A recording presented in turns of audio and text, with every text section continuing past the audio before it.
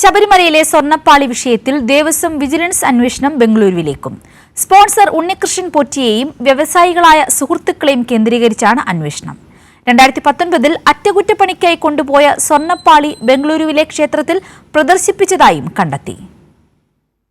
സ്വർണ്ണപ്പാളിയുടെ sponsor Unnikrishnan പോറ്റിയുടെ ഇടപാടുകളിൽ വിശദമായ അന്വേഷണത്തിനും ചോദ്യം ചെയ്യലിനുമാണ് ദേവസ്വം വിജിലൻസ് ഒരുങ്ങുന്നത്. ഇതിന്റെ ഭാഗമായി അന്വേഷണം ബംഗളൂരുവിലേക്കും നീളും. അടുത്ത ആഴ്ചയിൽ ദേവസ്വം വിജിലൻസ് ബംഗളൂരുവിലേക്ക് പോകാനാണ് തീരുമാനം. 2019 അറ്റകുറ്റപ്പണിക്കായി ചെന്നൈയിലേക്ക് കൊണ്ടുപോയ സ്വർണ്ണപ്പാളി ബംഗളൂരുവിലെ അയ്യപ്പ ക്ഷേത്രത്തിൽ പ്രദർശിപ്പിച്ചുവെന്ന് കണ്ടെത്തിയിട്ടുണ്ട്. അറ്റകുറ്റപ്പണി കഴിഞ്ഞ് സ്വർണ്ണപ്പാളി തിരിച്ചെത്തിക്കാൻ 40 ദിവസം വൈകി എന്നതും കണ്ടെത്തി. സ്പോൺസറായ ഉണ്ണികൃഷ്ണൻ പോറ്റി, വ്യവസായികളായ സുഹൃത്തുക്കൾ എന്നിവരെ കേന്ദ്രീകരിച്ചാണ് ദേവസ്വം വിജിലൻസിന്റെ അന്വേഷണം. ഉണ്ണികൃഷ്ണൻ പോറ്റിയുടെ ഇടപാടുകൾ പൂർണ്ണമായും പരിശോധിക്കുവാനും തീരുമാനിച്ചു. മുൻകാല പശ്ചാത്തലവും അന്വേഷണ പരിധിയിൽ വരും. ശബരിമലയുടെ പേരിൽ തട്ടിപ്പ് നടത്തി സാമ്പത്തിക ലാഭം ഉണ്ണികൃഷ്ണൻ പോറ്റി ഉണ്ടാക്കിയോ എന്നത് ഉൾപ്പെടെയുള്ള കാര്യങ്ങളും അന്വേഷണ പരിധിയിൽ ഉണ്ടാകും. അന്വേഷണത്തിൽ ലഭിക്കുന്ന തെളിവുകളുടെ അടിസ്ഥാനത്തിലാകും ഉണ്ണികൃഷ്ണൻ പോറ്റിയെ വിശദമായി ചോദ്യം ചെയ്യുക.